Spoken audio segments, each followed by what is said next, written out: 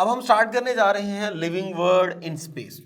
अगर हम बात करें इस प्लैनेट की, तो जब ये प्लैनेट बना उस वक्त पूरी लैंड का एक ही पैच था। With the passage of time Aahista Aahista कुछ चेंजेस आई, जिसकी वजह से ये जो लैंड थी, वो जो एक पैच था, ये कई छोटे छोटे कॉन्टिनेंट में डिवाइड हो गया, जिन्हें हम 7 कॉन्टिनेंट कहते हैं। उन सब ने एक दूसरे से दूर दूर मूव करना शुरू कर दिया। तो इस तरह एक जमीन से हमारे पास जो है वो कई कॉन्टिनेंट वजूद में आए due to different environmental conditions. अगर हम बात करें पहले इंडिविजुअल की, तो सबसे पहले जो ऑर्गेनिज्म हमारे पास इस प्लेनेट पे बना था, ये हमारे पास एक सिंपलेस्ट ऑर्गेनिज्म था, सिंपलेस्ट ऑर्गेनिज्म। और इस सिंपलेस्ट ऑर्गेनिज्म को हम कंसीडर करते हैं कि ये हमारे पास बैक्टीरिया था। यानी कि जो पहली हमारे पास लाइफ थी वो बहुत ही ज्यादा सिंपल लाइफ थी। अब इस बैक्टीरिया ने क्या किया, with the passage of time environment के अंदर अडेप्टेशंस करना शुरू कर दी।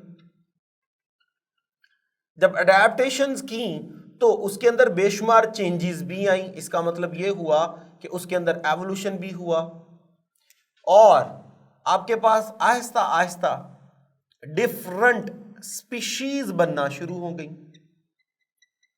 और उनमें से many species are still dominant. तो इसका मतलब यह हुआ कि हमारे पास ये जो आज करंटली डिफरेंट स्पीशीज हैं, ये सारी की सारी स्पीशीज इस एक इंडिविजुअल की वजह से है। अगर ये इंडिविजुअल ना होता तो कभी भी हमारे पास ये कई स्पीशीज ना आती। तो हमारे पास ये जो मैनी स्पीशीज हैं, these are all due to the presence of previous species, जो कि हमारे पास ये प्रीवियस फर्स्ट लाइफ थी, जिन्हें हम क्या बोलते हैं, बैक्टीरिया। तो हमारे पास जितनी भी करंट स्पीशीज हैं, ये सारी की सारी इस एक इंडिविजुअल की वजह से है। अगर ये एक इंडिविजुअल ना होता और इसमें अडेप्टेशंस ना होती और एवोल्यूशंस ना होती, तो कभी भी हमारे पास ये डिफरेंट स्पीशीज पैदा ना करता। तो हमारे पास इस प्लैनेट के ऊपर जो डिफरेंट स्पीशीज हैं, वो सारी की सारी इस एक इंडिविजुअल में होने वाले एवोल्यूशन और पॉपुलेशन की वजह से है। अब मजीद इस कॉन्सेप्ट को समझने के लिए हमें एक कॉन्सेप्ट देखना है, वो है जी बायोम्स। अब बायोम्स हमारे पास क्या होते हैं, याद रखिएगा, biomes are large regional community. अब कम्युनिटी है, it mean that great variety of animals and plant will be there, primarily determined by its climate. यानी हमारे पास बहुत बड़ा एरिया है और उस बहुत बड़े एरिया पर हमारे पास बेशुमार वैरायटी के एनिमल्स हैं और प्लांट्स हैं।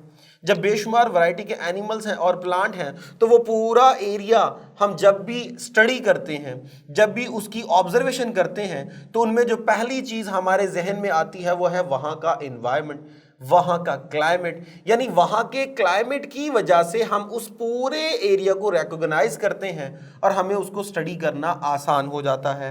मिसाल के तौर पे अगर मैं बात करूं ग्रास लैंड बायोम की, यानी ग्रास लैंड इकोसिस्टम की, तो हमारे पास ये ऐसा रीजन होगा जिसमें ज़्यादातर डोमिनेंट क्या होंगे, ग्रासेस होंगे। अगर मैं बात करता हूं डेजर्ट बायोम की, तो मेरे पास ये ऐसा एरिया होगा जहां पे ज्यादातर जो डोमिनेंट एरिया है वो डेजर्ट होगा, यानी वहां पे वो रेत वाली जगह ज्यादा होगी, वहां पे प्लांट्स ना होने के बराबर हैं। तो इस तरह बायोम हमारे पास एक बहुत बड़ा एरिया होता है जिसमें ग्रेट वैरायटी के हमारे पास एनिमल्स होंगे, प्लांट्स होंगे, और उस पूरे एरिया को हम रिकॉग्नाइज करेंगे उसके क्लाइमेट की बिहाफ पे। अब अगर हम बायोम्स के फीचर्स देखें, तो हमारे पास इसके मेन फीचर ये होते हैं कि हम बायोम्स को आमतौर पे उनके प्लांट्स और एनिमल्स की बेस पे ज़्यादातर क्या करते हैं, स्टडी करते हैं। और उनको हमेशा जब नेम असाइन करना होता है, तो हमेशा हम उनके मेजर टाइप के प्लांट्स की बेस पे करते हैं, क्योंकि बायोम जब भी स्टडी होगा वो ज़्यादातर प्लांट्स की बेस पे स्टडी होता है। और प्लांट की बेस पे हमें ये प्रिडिक्ट करना आसान हो जाता है कि किस तरह के एनिमल्स यहाँ पे हो सकते हैं। यानी एनिमल की डिस्ट्रीब्यूशन भी उन एरियाज में उनके पाए जाने वाले प्लांट्स की स्पीशीज पे डिपेंड कर रही होती है। जब हम उस पूरे एरिया को प्लांट्स की स्पीशीज की बिहाफ पे रिकॉग्नाइज कर रहे हैं, स्टडी कर रहे हैं, तो हम उनके नेम्स भी उन्हीं प्लांट्स की बिहाफ पे असाइन कर देते हैं। तो बायोम हमारे पास फाइनल ऐसा एरिया होता है जिसमें बेशुमार वैरायटी के एनिमल्स होंगे, प्लांट्स होंगे, लेकिन ज्यादातर हम जो है वो उनको उनके प्लांट्स की वजह से क्या करते हैं, रिकॉग्नाइज करते हैं, स्टडी करते हैं, और वो पूरा एरिया अपने क्लाइमेट की वजह से जाना जाता है। जो हमारे पास बेस्ट एग्जांपल्स हैं बायोम्स की वो है जी ग्रासलैंड बायोम। तो पता चल गया यहाँ पे डोमिनेंट हमारे पास स्पीशीज क्या होंगी, ग्रासेस होंगी। ट्रॉपिकल रेन फॉरेस्ट इकोसिस्टम, तो ये फॉरेस्ट वाला हिस्सा है, यानी यहाँ पे भी डोमिनेंट हमारे पास क्या होंगे, प्लांट होंगे। डेजर्ट बायोम, तो ये वो एरिया जो ट्रीलेस एरिया होगा, यानी यहाँ पे ट्रीज वगैरह नहीं होंगे। टंड्रा बायोम, तो tundra biome basically before reaching to the polar ice, जो लास्ट हमारे पास बायोम है वो है टंड्रा, जहां पे तकरीबन 9 माह बर्फ जमी रहती है।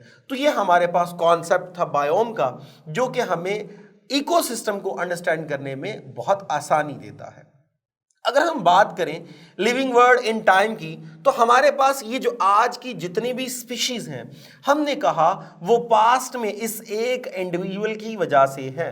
तो इस एक इंडिविजुअल से कितने हमारे पास स्पीशीज बनी, कितनी नंबर्स में हमारे पास डिफरेंट ऑर्गेनिज्म बने, इस सारे टाइम को बायोलॉजी ने डिवाइड किया है जियोलॉजिकल टाइम चार्ट के अंदर, जो हमें इस बात को आइडेंटिफाई करता है कि सबसे पहले लाइफ कौन सी बनी थी, उसके बाद वाली लाइफ कौन सी थी, किसने किसको इवॉल्व किया, किस एरिया में कौन से इंडिविजुअल जो थे वो डोमिनेंट थे, कौन एंसेस्टर है, कौन डिसेंडेंट है। तो आइए जरा इसको समझने के लिए हम इस डायग्राम की हेल्प लेते हैं। इस डायग्राम को अगर आप देखें तो यहां हमने इसको 2 हिस्सों में क्लासिफाई किया है, यहां से 2 हिस्से। तो यहां से जो इस साइड है, जो लेफ्ट वाली साइड है, वो सारी प्लांट्स को शो कर रही है, और जो हमारे पास राइट वाली साइड है ये एनिमल्स को शो कर रही है।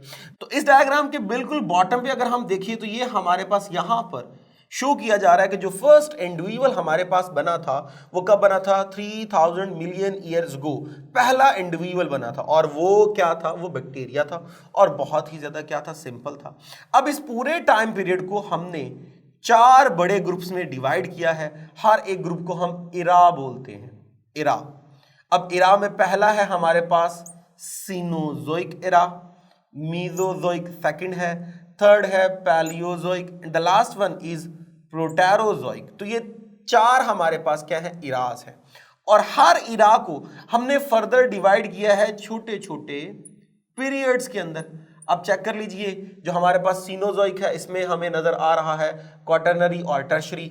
जो मीजोजोइक है इसमें आपको क्रिटेशियस, जुरासिक और ट्राइजिक नजर आ रहे हैं। इस तरह हर एक इरा जो है वो फर्दर छोटे छोटे पीरियड्स में डिवाइड है, और हर एक के आगे उसकी प्रॉपर जो है वो टाइमिंग भी लिखी हुई है कि वो कितने मिलियन ईयर्स ओल्ड है।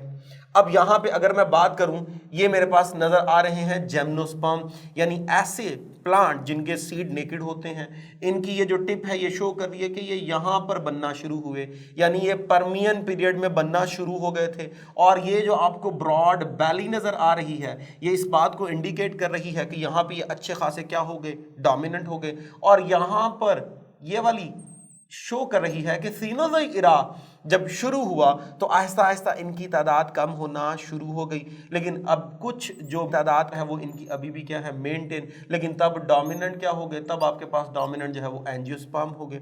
बिल्कुल इसी तरह हम एनिमल्स को भी समझ सकते हैं। मिसाल के तौर पे ये देखिए जी, अगर मैं एम्फीबियंस को देखूं तो ये टिप से मैं यहाँ आता हूँ तो मुझे पता चलता है ये पैलियोजोइक इरा में कार्बोनिफेरस पीरियड में इनकी तादाद जो है वो बढ़ना शुरू हुई, और ये अच्छे खासे डोमिनेंट हो गए पर्मियन पीरियड के अंदर। फिर आहिस्ता आहिस्ता इनकी तादाद जो है वो मीजोजोइक इरा में कम होना शुरू हो गई। अब इन्होंने अपनी तादाद को मेंटेन रखा हुआ है, लेकिन वो बहुत थोड़ी रह गई है। तो ये हमारे पास टेबल जो है वो इस तरह डिफरेंट इंडिविजुअल्स के बारे में इंफॉर्मेशन देता है कि कौन सा इंडिविजुअल किस इरा में और किस पीरियड में जो है वो बनना शुरू हुए, उन्होंने अपने आप को डोमिनेंट कब कर लिया, अब ये सारी चीजें हमें किस तरह मालूम पड़ी? हम तो नहीं थे 2000 मिलियन ईयर्स अगो, हम तो नहीं थे 500 मिलियन ईयर्स अगो। तो ये सारी इंफॉर्मेशन हमें कैसे मिली? ये सारी इंफॉर्मेशन हमें मिली on the base of fossils record. तो हमने बेशुमार फॉसिल्स इकट्ठे किए और उन फॉसिल्स के रिकॉर्ड्स ने हमें बताया कि इतने साल पहले ये वाला ऑर्गेनिज्म बना था, इतने साल बाद ये वाला इंडिविजुअल जो है वो एक्सटिंक्ट हो गया, या ये वाली स्पीशीज एक्सटिंक्ट हो गई और ये वाली स्पीशीज जो है वो डोमिनेंट होना शुरू हो गई। तो ये सारा कुछ जो हमें बताया है, कंफर्म किया है, ये फॉसिल्स रिकॉर्ड ने कंफर्म किया है। अब सवाल ये पैदा होता है, सपोज कीजिए आपको एक फॉसिल मिल जाता है, तो आप उस फॉसिल का किस तरह एज फाइंड आउट कर सकते हैं? आपको कैसे पता चलेगा कि ये बहुत ही पुराना फॉसिल है और कितने साल पुराना है? तो हमारे पास कुछ मेथड्स हैं जिनकी बेस पे हम बड़ी आसानी के साथ उस फॉसिल की एज फाइंड आउट कर लेते हैं। The first one is radio active dating method. अब रेडियो एक्टिव डेटिंग मेथड में क्या है, हमारे पास कुछ एलिमेंट्स हमारे पास होते हैं जो रेडियो एक्टिव नेचर के होते हैं। With the passage of time ये डिके होना शुरू हो जाते हैं। जब ये डिके होते हैं तो एक स्पेसिफिक टाइम पीरियड के बाद इनकी आधी मिकदार रह जाती है, उसे हाफ लाइफ कहते हैं। तो जहां से हमें फॉसिल मिलता है, हम ये देखते हैं उस फॉसिल की सराउंडिंग में क्या कोई रेडियो एक्टिव सब्सटेंस पड़ी है। अगर मिल जाती है तो हम ये बात फाइंड आउट करने की कोशिश करते हैं कि वो कितनी हाफ लाइफ गुजार चुकी है।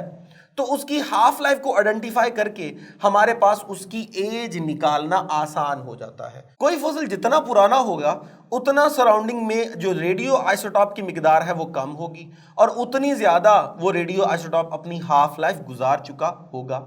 इसके अलावा नंबर ऑफ सेडिमेंट लेयर्स भी हमारे पास जो है वो एक अच्छा सबूत है एज को फाइंड आउट करने का। सपोज कीजिए मेरे पास एक इंडिविजुअल यहाँ पे मरा मिला और मैंने उसके ऊपर देखी कितनी सेडिमेंट लेयर्स बन चुकी हैं। जियोलॉजी हमारे पास एक सब्जेक्ट है जहाँ पर ज़मीन की कॉम्पोजिशन के बारे में स्टडी किया जाता है। तो वो लेयर्स उनके पास स्पेसिफाइड होती हैं, कितनी सेंटीमीटर की एक लेयर होती है। तो जहाँ पर हमारे पास कोई इंडिविजुअल कोई फॉसिल मिला है, हमने ये काउंट करना होता है उसके ऊपर कितनी लेयर बन चुकी है।